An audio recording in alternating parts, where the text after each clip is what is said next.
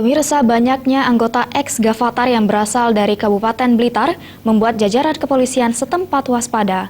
Pihak kepolisian Kota Blitar berjanji memantau gerakan ex-Gavatar agar tidak mengulangi perbuatannya.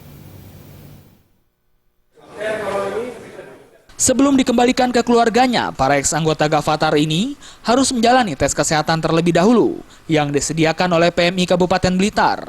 Bagi ex-anggota Gavatar yang terbukti sakit saat itu juga, tim kesehatan memberikan obat sesuai keluhan pasien. Bahkan ada salah satu anggota ex-Gavatar yang sedang hamil 7 bulan. Setelah menjalani pemeriksaan, ex-Gavatar ini akan dipulangkan ke rumah masing-masing. Banyaknya warga Blitar yang bergabung dengan Gavatar membuat jajaran kepolisian harus tetap waspada. Kapolres Blitar AKBP Selamat Waluyo mengatakan, pihaknya akan tetap berkoordinasi dengan aparat dan tokoh desa setempat untuk memantau gerakan ex-anggota Gavatar. Menurut AKBP Selamat Waluyo, pemantauan ini bertujuan untuk menjaga agar mereka tidak terjerumus lagi ke dalam keyakinan agama yang salah. Ex-Gavatar ini sudah ya, jadi hari ini kita menerima kembali warga Blitar yang pernah bergabung dengan Gavatar. Nah, kemudian tentunya ini tidak berhenti hanya di sini.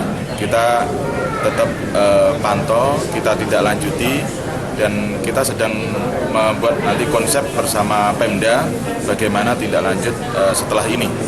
Yang jelas ini secara kepolisian ini tetap kita pantau, kemudian nanti kita akan mengumpulkan bahan keterangan yang dirasa perlu terkait dengan keberadaan kelompok Gavatar ini. Putrane itu ya. Dari Blitar, Jawa Timur, Khairul Abadi.